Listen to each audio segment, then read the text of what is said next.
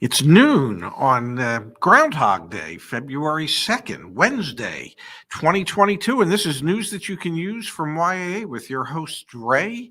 And well, that behind me is Zach, burning in hell for such a clickbaity title for today's show.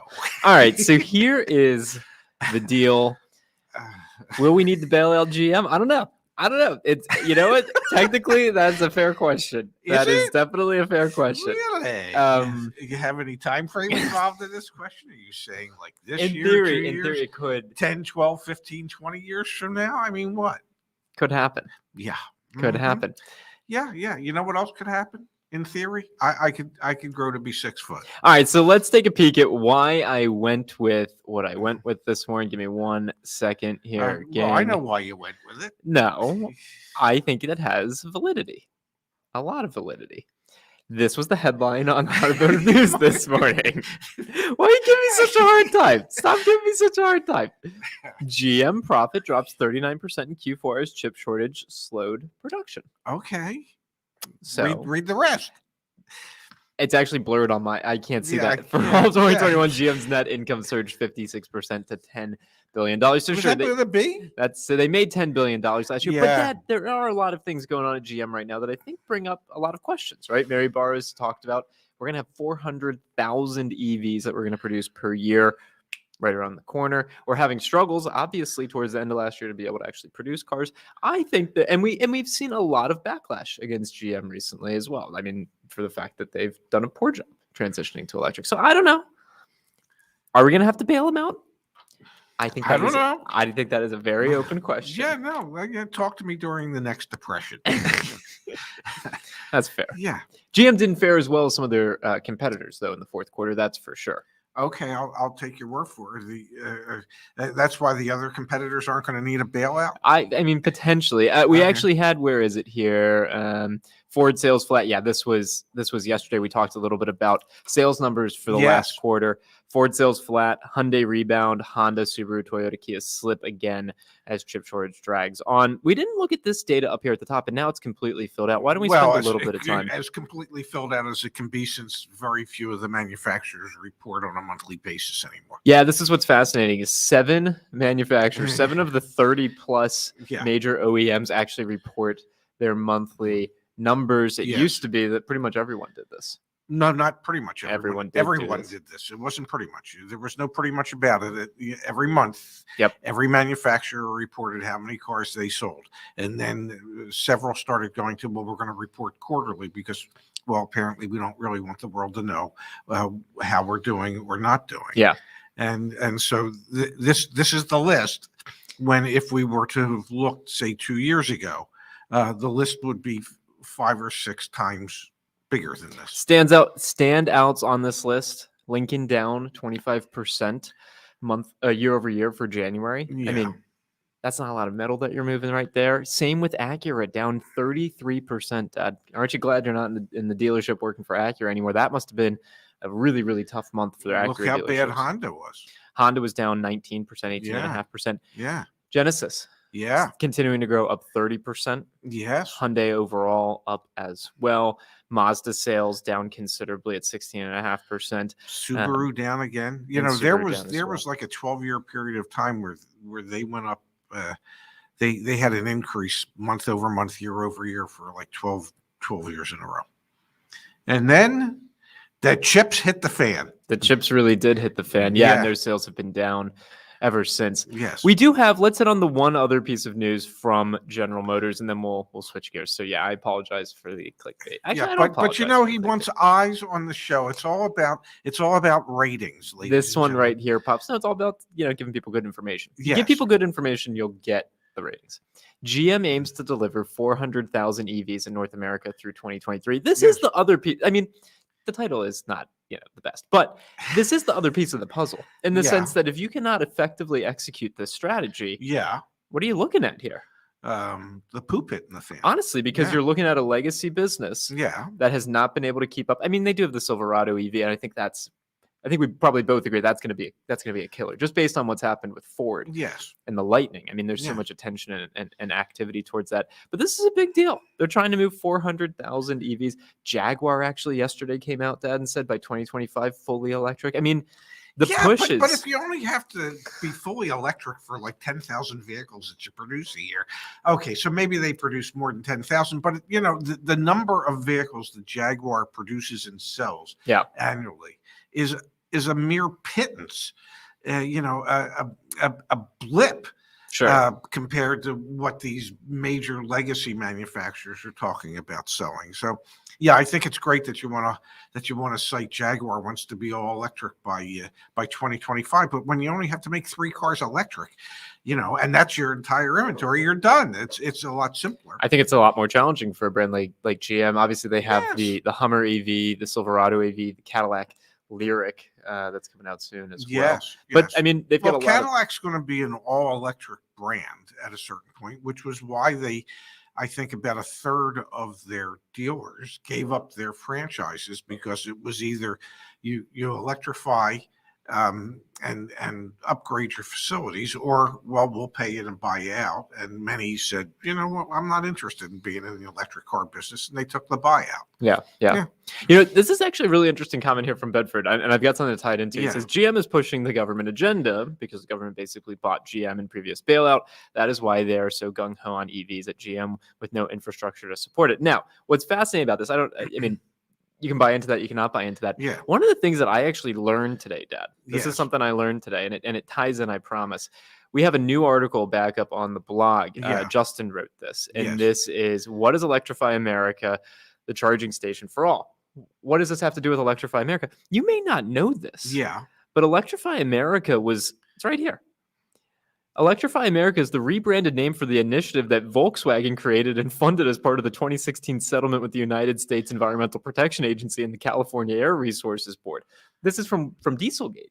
Yeah. So it is kind of fascinating to see.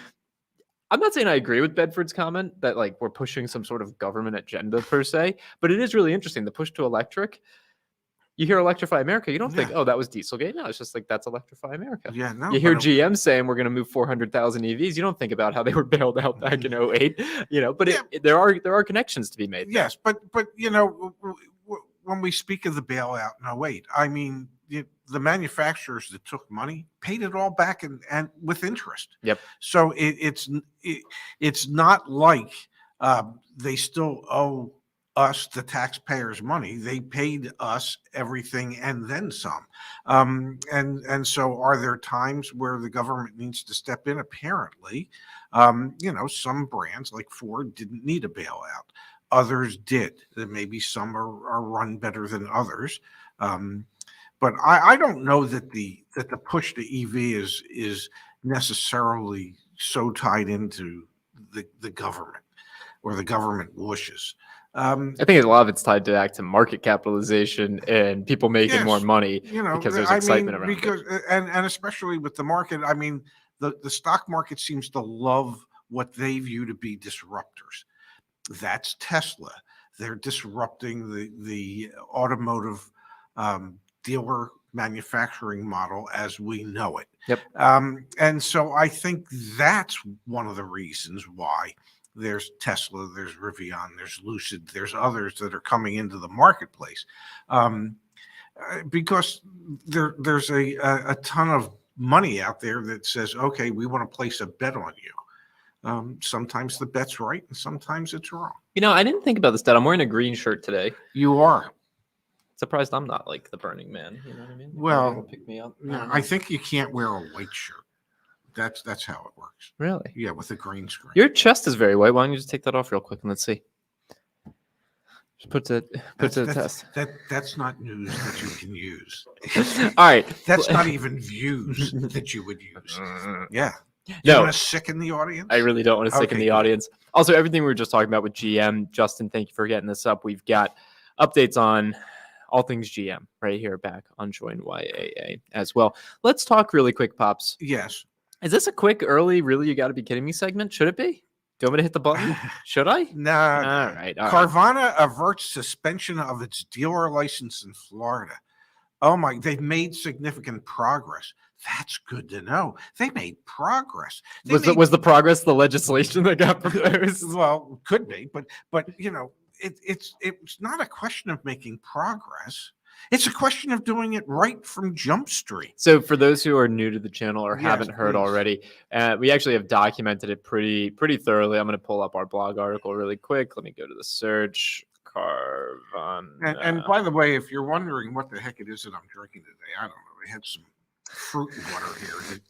It looks very colorful and it just tastes like regular water. So there's currently a class action lawsuit against Carvana about issues getting titles and registration yes. into consumers' hands. Yes. And then in conjunction with that, we've had suspensions in North Carolina that were actually just lifted the other day, and then all sorts of issues in the state of Florida too. So that's what's going on with Carvana. Yeah, but go back. So the article, they had nearly 400 cases of not being able to get titles issued within the 30-day time frame as mandated by the state of Florida.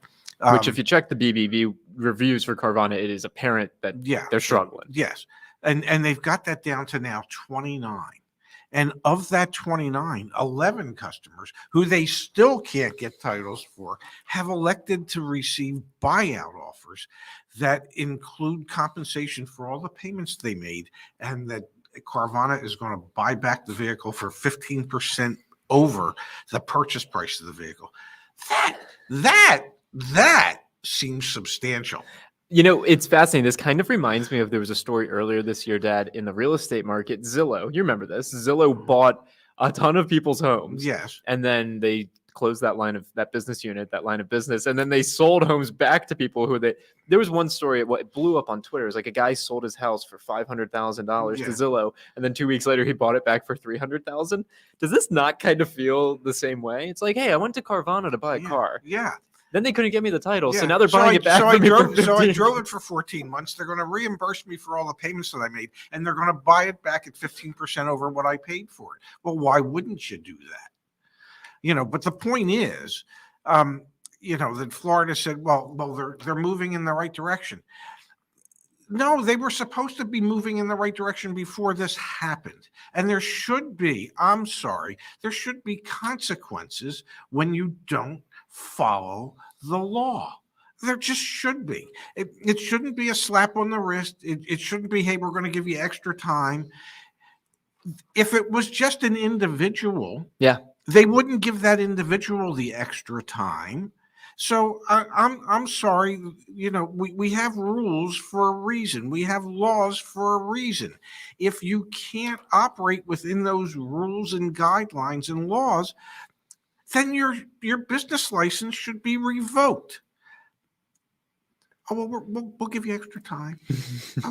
Okay. No, it is fascinating to see. I mean, it's the too big to fail. A bit of that mentality. Yeah, it really is a bit of that mentality. Yeah. Let's switch gears here, Pops, and take a peek at another legal precedent. This literally just popped up on Auto News. Dealer sues Nissan, not enough cars for a nearby news store. Wow. Let's take a peek at this. Neither of us have looked at it. Let's see what the heck this is. This sounds fascinating. Yes. Yonkers, New York car dealer Central Avenue Nissan, facing low new car inventory due to chip shortages, filed a lawsuit challenging the automaker's decision to open a new store nearby. Well, yeah, because I guess they're saying, hey, if you can't get us enough inventory for our store to prosper, how can you spread the pie even thinner and add another new store in the area? Let's take a quick read of this. Like most of the auto industry, Nissan is struggling to deliver enough new vehicles to its dealership lots. Yep, we're aware of that. F. James Rourke. Yeah. Do you think he goes by FJ? Or Mr. Rourke, probably to us. Yeah. Hey, Mr. Rourke. Look, boss, the plane. Anyway, they filed the Nissan. That by greenlighting an additional dealership, Nissan is potentially exacerbating the brand's inventory squeeze. The suit filed in U.S. District Court in Southern District of New York in late January challenges the Japanese automaker for approving a competing dealership nearby, even as it is unable to adequately supply inventory to existing stores. I think that's a legitimate concern. And as consumers, we should be glad that the more dealerships you have in an area and they all have no supply, then why would anyone? Well, and why would the prices ever come down? Exactly, they never would. Yeah, so it's Breach of contract and violation of state law. Interesting that we're seeing more breach of contract stuff, because that was also what was referenced in the Ford and GM memos, was like, hey, if you act poorly, you're breaching our contract. But we still know that those likely will never actually face any contention. In an interview with Auto News, Rourke expressed his frustration with Nissan. When you can't even supply the dealerships that you currently have with an ample amount of inventory, you're going to bring in a new franchise and give him additional inventory. Interesting. Flagrant violation. Restricts automakers from authorizing a new store within 6 miles of the same brand dealership. Wow, this is really interesting. The new Nissan dealership at 450, it's 5.87 miles away from the existing dealership. This is interesting. Oh, dealer flashpoint. Yeah. This lawsuit, this is great. The lawsuit touches on a hot button issue in factory-dealer relation. It costs the manufacturer little to add dealerships, but it can be devastating to nearby same brand dealerships that must compete for a limited number of customers, said dealer attorney Richard Sachs. Dealers have been told over time to build bigger and more expensive stores, making it harder and harder to obtain a return on investment. Cramming more dealers into a market only places additional stress on the existing dealers' balance sheets while not providing any real added benefit. What it really consumers. does is it does help consumers, because it forces dealers to be more competitive in pricing in order to get their fair share of sales. So in a sense, it does help consumers, because the dealers will all become more competitive when the slice of the pie is the same size, but they're all trying to get their share of that slice. But for the dealers who make the investment of building a facility, the return on the investment becomes harder and harder to obtain, because there's less and less vehicles available. Absolutely. I'm just kind of intrigued at the idea that a dealer group is suing the manufacturer. Like, I think we're going to see more and more of that. Oh, that stuff goes on. I know it does, but I think we're going to see more and more of that. I think it's going to get more and more tenuous. Like, you're going to see more and more headlines that are tied to. I mean, if I were a dealer, if I were the Nissan dealer, and they opened up another point less than 6 miles from my store, and they can't provide me with enough inventory because they can't build enough cars, and they can't provide the new dealer with why do it? What's the point? So that I would be screaming, fighting, and threatening a lawsuit as well, because it's not in the best interest of Nissan or of the local dealership. I mean, if you can't provide your franchise dealerships with inventory, what's the point? 100% agree. Also, not quite sure what's going on in the chat, but Space said, hey, 100% give me my CT5V Blackwing with 13 miles per hour. That's actually a car we're going to be reviewing. And I shouldn't say review. That's going to be a car we're going to be driving in and filming our conversation. Yes. That's a car that we're going to do a ride along with Ray and Zach. Yep. What is it? It's a specialized. You don't know what that car is? Oh, no. All right, let's expose my dad to the CT5V Blackwing. Yeah. Give me 1 second. Is that anything like the mini Goodwood they made? Yeah, this has literally nothing to do with the Mini. No, the Blackwing is essentially, like, you can think of it as the AMG equivalent. The M equivalent? The AMG equivalent from Cadillac. Yeah, so the new one has 668 horsepower from an inline 6.2 liter V8. No, it's not an inline. From a non-inline V8. V8. V would not be inline. Yeah, exactly. From a Boxer V8. Let me help you with this. Jeez. Thank you, Bobs. Yeah. Yeah, we're gonna be driving one of these. Wow. Yeah, no, it's an incredible So car. this is one of them fast rocket ship type cars. Look at that thing. Yeah, absolutely. Yeah. Anyway, all right, I'm getting us off topic here. We've got another story that I wanted to cover. Yeah. Which also ties in with probably going to be legal issues.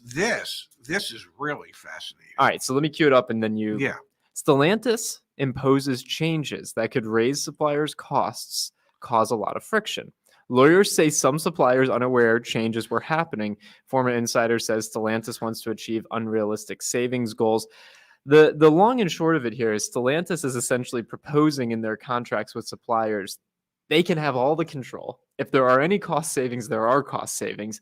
And if they're giving the finger to their suppliers. And if there's cost increases, they have to be borne by the supplier. All right, so yeah, let it rip. And here. this, What is this? And they have to continue in perpetuity as long as they have that particular model. They're changing the language in their contracts with their suppliers as to how things are going to work, and they didn't really make it clear to most of the suppliers as to what these language changes were, but the whole idea is to put the onus directly on the supplier and not on Stellantis. And so a lot of suppliers are voicing their concerns, hiring legal expertise to fight back, because Stellantis is trying to take advantage of the suppliers that they get their parts from. Now, truth be told, since there's a limited amount of suppliers, if the suppliers were to unite as one, they could really end up holding Stellantis's feet to the fire, because if there isn't somewhere else for them to go to get these things, then Stellantis will be up somebody's creek without a paddle. Let's read the verbatim language here. I think there was a TV show called Schitt's Creek. Yes, they'd be up to Schitt's Creek without a paddle. Yeah. All right. So listen to this.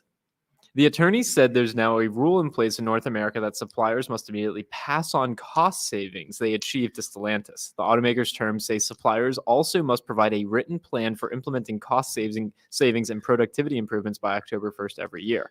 The firm said this creates a problem for suppliers because there's no corresponding rule allowing a supplier to pass along cost increases to Stellantis. They're expected to absorb unexpected costs while giving Stellantis the benefit of any savings they find. They expect their suppliers to absorb those hits. That's the source of a lot of friction in the supply chain these days. Also, this longer contracts piece that you were alluding to.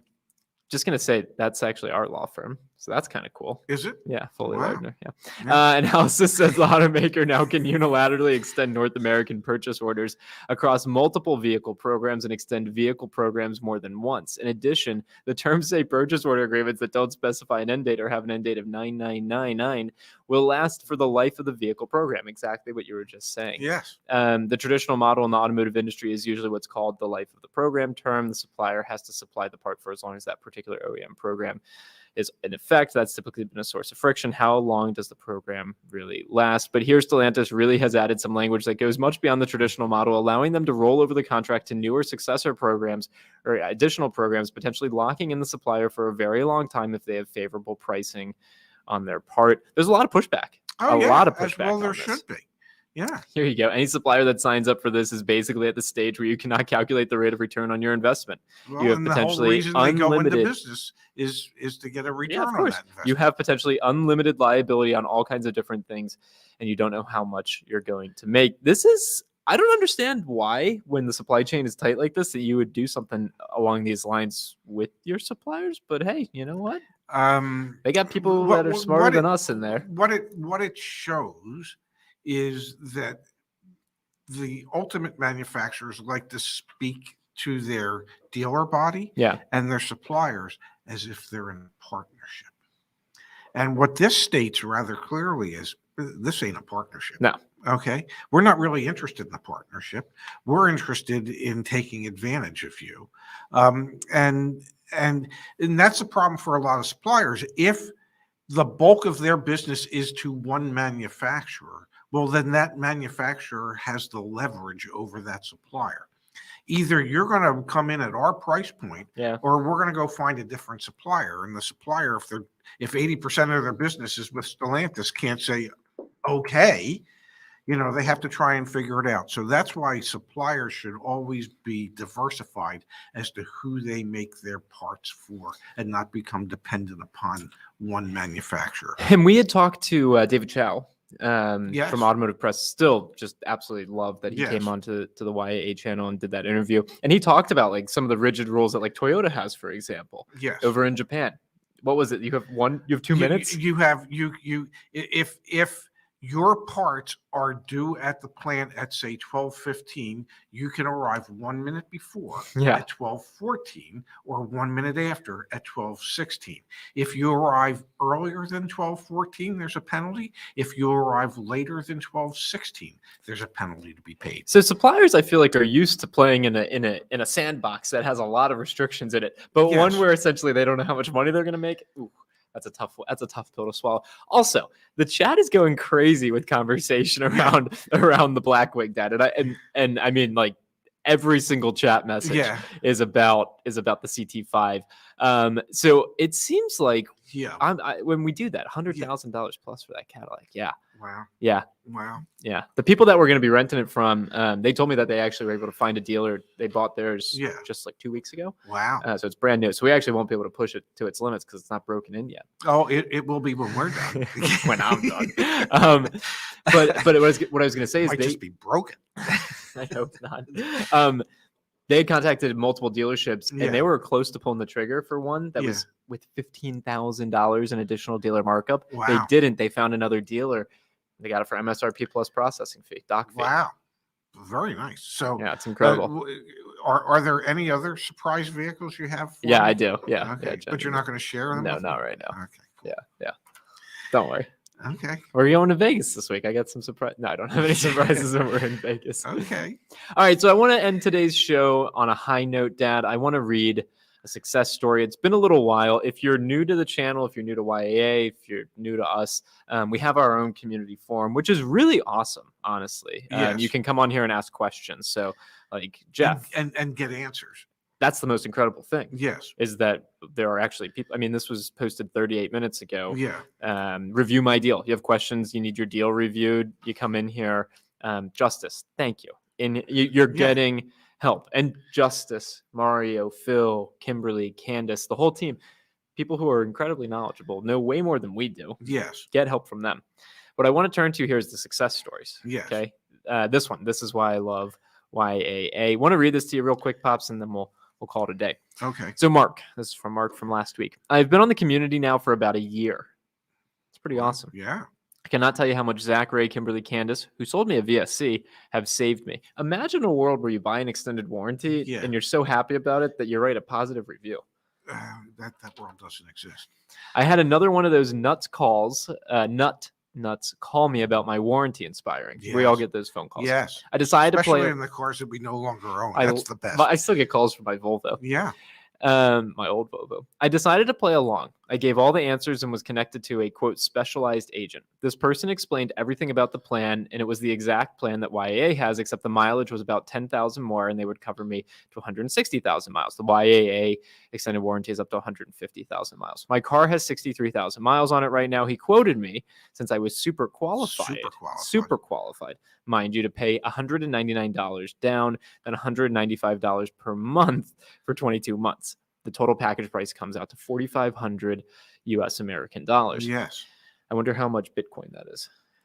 Just kidding. Less than one. Hey, there you go. Yeah. I explained to him YAA. He asked me who they were, gave me a price of $1,900 total to be paid over 36 months. I told him if he could match that price, I would purchase it right away. I knew he couldn't. He told me YAA's plan must be different than their super special plan. Super special. He said it must be a plan where I pay, then get reimbursed. I encouraged him to look at your website. Think about this also. Basically, my car is brand new for 90,000 more miles because you got the coverage. I do not need to worry if it breaks down. It will be fixed like new. So why should I sell a car until it plans to run out? I would probably sell it a year or two earlier if I did not have a protection plan, which means probably about $9,600 in payments. Thank you, YAA. You saved me even more than I thought at first. The thing I love about YAA is that they are the most honest company I have come across. This is why they will be successful. I cannot wait for the time that I do buy a car and walk into the F&I office. They won't know what hit them. What I love about this story from Mark, and thanks for sharing that, Mark, is we actually got a phone call just the other day. Warren on our team took the phone call, and it was the exact same story, except the gentleman was in the F&I office, and Warren was like relaying the story back to me. And I think he shared this on the team meeting yesterday. You know, that gentleman essentially said that the F&I manager was really frustrated with him because he came in with other coverage. He didn't take it from the F&I manager. He saved money working with us. It's really cool. It's really, really cool to see what we do actually result in like people saving money. That's a lot of dollars back in his pocket. And I believe that's part and parcel of what it is we try to do. No, 100%. Yeah. So even if we do have sometimes clickbaity titles and Not Burning if. Man. Yeah, not if. I mean, they're a really honest company, except for their clickbaity YouTube titles. But we own that. I own that. Yeah, I own that. Yeah. Well, GM may need a bailout. Yeah, you're young and you're tech savvy and you know how the YouTube games played and I mean, hey, if Warren Beatty and Ned Beatty ever had gotten together and produced a child, that would have been clickbaity, and I believe it could be you. All right, let's call it a show. Paco with a quick question. Are extended service plans transferable? Typically, they are. $50 administrative fee is usually what they're going to charge you if you do transfer it. You can also just cancel it and get a prorated refund. That's usually the way to go. Let's call it a day, Pops. We got work to do. We got videos to film. We got cars to drive. We got you matched your bracelets. You changed your. I color coordinate, buddy. I hope I'm as stylish as you one day. Well, that's one of my hopes as well. All right. Thanks, everyone, for tuning in. Yep. See you all tomorrow, folks. Thanks so much for being here.